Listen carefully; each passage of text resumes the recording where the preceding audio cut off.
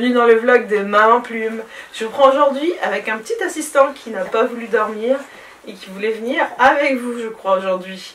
Allez, c'est parti. Donc pour le vlog du jour, je vous parlerai d'une petite sélection de livres tels que vous les aimez. En deuxième, je vous parlerai d'Escargot Go, un jeu d'escargot vraiment très amusant et qui va plaire à vos petits loups, surtout si ils aiment bricoler avec papa, vous allez comprendre, c'est très amusant. Et en dernier, on fera ensemble de jolies tartines amusantes et rigolotes pour le goûter. Ça paraît simple, mais c'est pas toujours si simple et avoir quelques idées, c'est toujours sympa. Allez, c'est parti, on y va! Bienvenue dans ma bibliothèque. Alors aujourd'hui, je vais vous parler de 3 livres. 3 livres, il y a un dragon dans ce livre. Je vais aussi vous parler du loup qui avait peur de tout. Et pour finir, un petit livre pop-up, comme on aime bien, sur les dinosaures. Allez, c'est parti, je commence par le premier.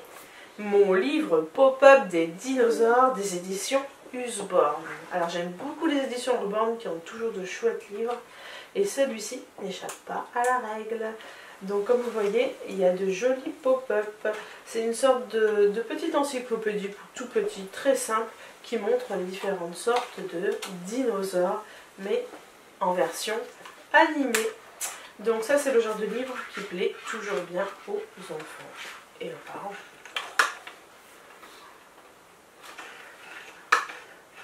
Voilà. Alors, je vais vous parler de mon second livre, Le loup qui avait peur de tout. Alors, ce livre peut faire peur, mais en fait, il est super mignon. C'est l'histoire d'un loup qui a peur des humains. Et les humains, de l'autre côté, ont peur du loup. Alors, je vous laisse imaginer la problématique.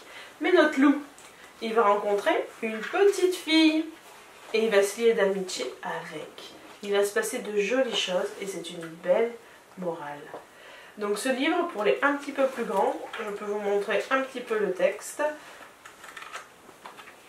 Hop, comme ça vous voyez un petit peu le texte. Il s'appelle Le loup qui avait peur de tout des éditions Nathan. Et pour ceux qui sont intéressés, il faut compter. Il n'y a pas le nombre de pages, mais il faut compter qu'il fasse une vingtaine de pages à peu près. Donc moi j'aurais dit à peu près pour les C20 niveau 6 ans. Pour les débutants niveau lecture. Voilà, c'est un super livre. Allez, je passe au second. Le second, c'est « Il y a un dragon dans ce livre ». Ouvre le livre si tu l'oses. Donc ce livre est amusant parce qu'en fait, il va faire agir l'enfant. L'enfant va devoir participer. Vous comprenez pas? Je vais vous montrer. Alors, c'est tout simple. Si je vois pour l'empêcher. Regarde, il y a un œuf dans ce livre. On dirait qu'il va éclore. Oh, surtout tourne pas la page. On tourne la page. Oh non, t'as tourné la page. L'œuf a éclos. Et maintenant, il y a un dragon dans ton livre. Oh, mais n'aie pas peur, c'est un bébé dragon tout mignon. Le dragon, il s'appelle Ninon. Tu peux caresser le petit bout de son nez si tu en as envie. Donc là, l'enfant est invité à caresser le bout du nez du dragon. Atchou! Oh mon Dieu, le dragon a craché du feu. Oups! En éternuant, Ninon a allumé le livre. Vite, il faut l'éteindre. Souffle! Souffle sur la femme avec Ninon pour qu'il éteigne le feu. Voilà. Et au fur et à mesure, il va se passer des choses. Et le livre demandera à l'enfant de participer. Donc c'est aussi un joli moyen amusant d'apprendre différentes choses aux enfants, mais aussi à maîtriser ses peurs, parce que le livre est un petit peu fait pour faire peur, mais de façon gentille. Donc voilà, celui-là c'était Il y a un dragon dans ce livre des éditions Milan. Je vous ai aussi parlé Je vous ai aussi parlé du loup qui avait peur de tout des éditions Nathan. Et pour finir, mon livre pop-up, Les dinosaures des éditions Usborne. Voilà, j'espère que ma petite sélection vous a plu et je vous dis à la semaine prochaine pour de nouvelles découvertes. Alors aujourd'hui, j'avais envie de vous parler d'Escargot Go, qui est un jeu pour moi qui change totalement des autres. Donc une jolie idée à mettre au pied du sapin. Alors Escargot Go, en fait, c'est un peu une course d'escargot, vous allez voir. Je vous montre la boîte? Allez, c'est parti. Alors dans notre boîte en fait, vous allez comprendre après, on a un petit plateau de jeu, c'est tout simple, c'est le point de départ de nos escargots. Alors à savoir que ce jeu, normalement, on y joue par terre, parce que nos fameux petits escargots peuvent monter sur les meubles pour jouer. Je vous explique pourquoi. En fait, ces escargots sont magiques. Ce sont en fait des maîtres. Alors je ne sais pas si vos enfants sont comme les miens, mais en fait, Max et Céleste adorent piquer le maître à papa, mais ce qui est dangereux. Ce jeu-là, du coup, s'en est inspiré. Donc, pour jouer, il va falloir avancer l'escargot selon le dé de 1, 2, 3, jusqu'à 6. Et en fait, après, il suffit d'avancer le corps. Donc, voilà un petit peu le principe du jeu. Donc, c'est parti, je vous montre une petite démonstration. Alors, nous avons dans la boîte un dé pour faire bien avancer. Des petites cartes qui sont en fait des fleurs. Hop, je vous explique. Donc il faut disperser les pétales un petit peu partout dans la maison. Donc sur une chaise, sur un meuble, par terre, enfin dans la maison, dans une pièce. Choisis. Allez, c'est parti. On a plusieurs escargots. Donc j'ai lancé mon dé, j'ai fait 2. Je suis l'escargot rouge, il faut que j'arrive à mes pétales. Donc je vais choisir déjà l'orientation. Celle-ci me paraît pas mal. Hop, je tire. 1 et 2. Du coup, le corps me rejoint et l'escargot est sur la fleur. J'ai gagné la fleur. À partir du moment où j'ai récupéré mon pétale, il y en a 6 à récupérer. Derrière, il y a des symboles. Donc nuage, jour de pluie, l'escargot aimant, on relance le dé. Le joueur rouge peut rejouer. Si j'étais tombée sur un pétale soleil, les escargots n'aimant pas le soleil, on retourne au point de départ. Si j'étais tombée sur la lune, on passe un tour. Donc le joueur rouge ne joue pas. Si je suis tombée sur le trèfle, l'escargot aurait pu aller prendre la fleur de son choix. Donc voilà comment se joue cette partie, sachant que le but est vraiment de récupérer pour chaque escargot les pétales de sa couleur, et il y en a 6. Celui qui a récupéré les 6 pétales de sa couleur a gagné. Donc voilà, je trouvais que c'était un petit jeu amusant, je suis ravie de vous faire partager, qui plaît beaucoup aux enfants, et en plus, ça rappelle un petit peu papa ça, ou maman pour les mamans bricoleuses. Donc je trouvais le principe assez original, ça change des jeux classiques, et voilà, je pense que ça va plaire à nos petits loups. Donc ça c'est un jeu dès 4 ans, et jusqu'à 99 ans, et comme vous avez vu, il y a 3 escargots, donc c'est environ 3 joueurs. Voilà, voilà. J'espère que ma petite découverte vous aura plu. Bienvenue dans ma cuisine. Alors aujourd'hui, je vous emmène à la préparation de tartines rigolotes. Tartines rigolotes, c'est un mot simple, mais ce n'est pas si simple. C'est super rigolo, je pense à tartine. Chocolat, fruits. Ça vous intrigue? Allez, venez, je vous emmène. Bon voilà, mon matériel est prêt. Je vous montre ce que j'ai sélectionné. Du pain jaqué.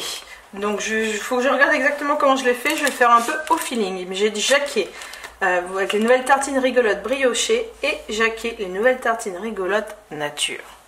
Pour préparer aussi, j'ai du chocolat, de la confiture et des fruits. Donc des kiwis, des bananes, du raisin, des myrtilles, des fraises, bref, tout ce que vous avez envie.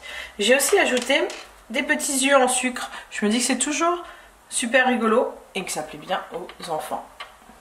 Allez, c'est parti. On va essayer de préparer des tartines rigolotes.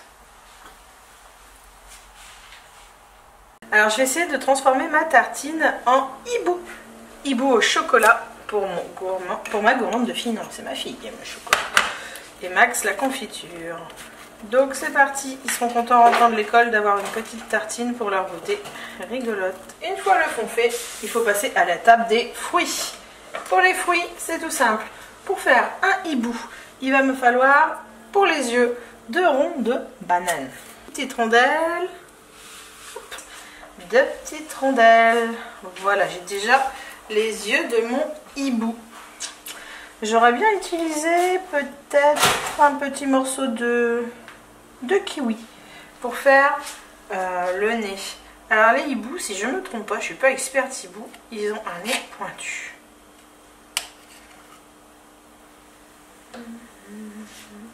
Pour faire un peu le bec comme ça. Oui, quand même un petit air. Et ensuite, il me faut des yeux. Des yeux, j'ai des petites myrtilles. On va essayer de les utiliser.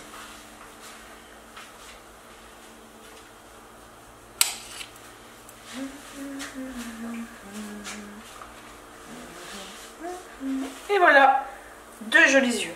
On peut ensuite faire les ailes. Allez, pour les ailes, c'est grand, c'est large, on va utiliser les fraises.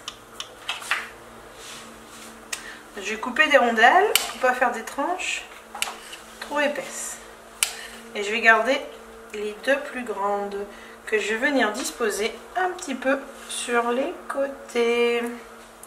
Bon bah voilà, faut le dire, plutôt pas mal mon hibou. Donc voilà pour une première idée de tartine, vous voyez, très simple à réaliser à la maison. Et là maintenant je vais essayer de vous faire un petit chat pour vous montrer que c'est facile à faire à la maison. Le chat, pareil, on va les prendre au chocolat parce que Papa Plume aime bien le chocolat. Hop, je ferai la confiture pour ma puce juste après. Donc pareil, c'est parti, on étale le chocolat sans en mettre trop. Voilà, le fond de la tartine est prêt. Un chat. Qu'est-ce qu'on va faire à notre chat? Notre chat, il lui faudrait peut-être des yeux. Les chats, si on prend le nôtre, il a les yeux verts. Donc je vais prendre deux raisins. Et avec deux raisins, je vais lui faire les yeux. Qu'est-ce qu'on peut lui mettre? Un chat, ça a des oreilles pointues. Je vais reprendre une fraise. Allez, une petite fraise. Et je vais la couper dans ce sens-là. Dans le sens opposé. Et on va lui mettre les petites oreilles de notre chat. Qu'est-ce qu'on pourrait mettre d'autre? On a les oreilles, il nous manque le nez. Ah bah le nez, je vais réutiliser une fraise. Bon, ça va lui faire un gros nez si je lui mets un nez comme ça. On va peut-être lui couper un petit morceau. Hop, le nez de notre chat. À partir du nez, si je ne me trompe pas, souvent il y a des moustaches. Je vais utiliser un morceau de banane. Bon, mon petit chat, il est fini. Mais ce qui me gêne, c'est que je trouve que ses yeux, c'est pas encore trop ça.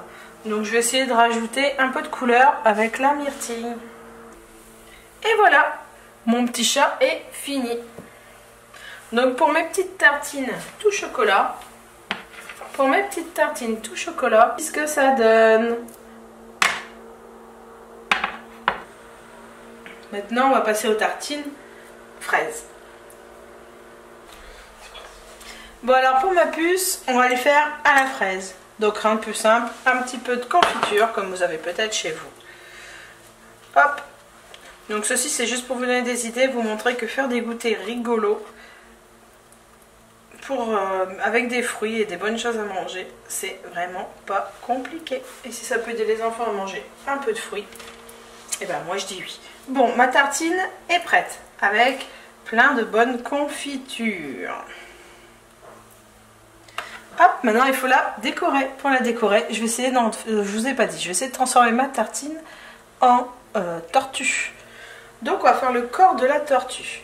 On va lui mettre un gros morceau de kiwi. Mais pour faire la tortue, je vais avoir besoin du raisin. On va utiliser le raisin. Je réfléchis en même temps. Je vais le faire en même temps que vous. Allez, la tête de ma tortue. Maintenant, il faut lui faire les pattes. Pour les pattes, hop, je vais couper un raisin en deux. Voire encore en deux peut-être. Une, deux. Alors ce que j'ai pas dit, c'est que j'ai fait griller les tartines au démarrage pour qu'elles soient un peu croquantes. Et hop, voilà mes tartines. Bon. Il manque les yeux, je vais essayer de faire des petites pointes au chocolat.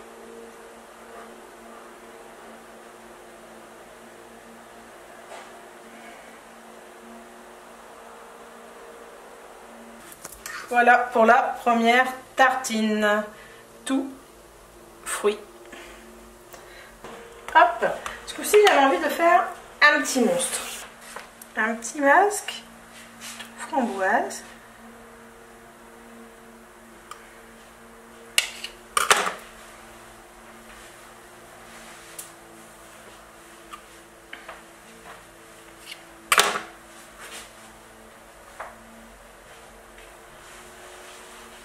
Hop. Vous allez comprendre après. J'en mets encore. Et tout autour, il faut que je mette une couleur. Donc je pense qu'il faudrait une couleur qui ressorte bien avec le rouge. Pourquoi pas continuer avec mon kiwi. Donc voilà, j'ai fait une base. Et là, on pourrait y rajouter par exemple des yeux. Comme si c'était un masque, une tête, un masque qui avait des yeux qui sortaient. Peut-être que je pourrais mettre un nez, une bouche.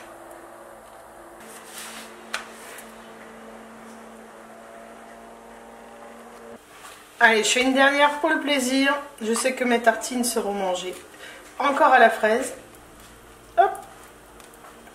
N'oublions pas le but qui est de faire manger des fruits aux enfants en leur faisant manger un chouette goûter. Allez, la dernière. J'ai envie d'essayer de faire un autre monstre. J'ai encore des yeux. Et voilà, c'est fini. Donc, pour mon petit monstre, je vais lui mettre un nez.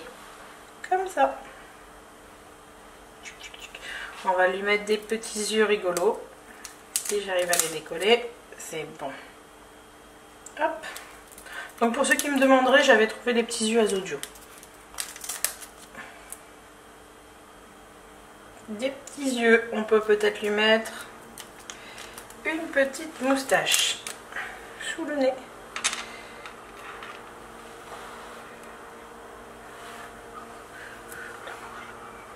Et il me manque la bouche. Pourquoi pas en kiwi.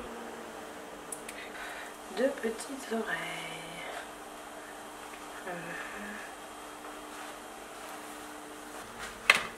Bon, ça y est, j'ai fini mes tartines. Qu'est-ce que vous en pensez? Là, on est plutôt dans les animaux et là, on est plutôt dans les monstres. Bon, il y a une petite tortue qui traîne, mais c'est pas grave. Si avec tout ça, les enfants mangent pas plus de fruits aujourd'hui, je ne comprends pas. En tout cas, moi, j'en suis fière. Pour une première, c'est super. Comme quoi, vous voyez, quelques fruits, une belle tartine. Vous pouvez tous faire des jolies tartines pour le goûter. C'est super simple. Il suffit de se lancer et finalement, une fois les fruits en main, on a plein d'idées. Je vous lance le défi.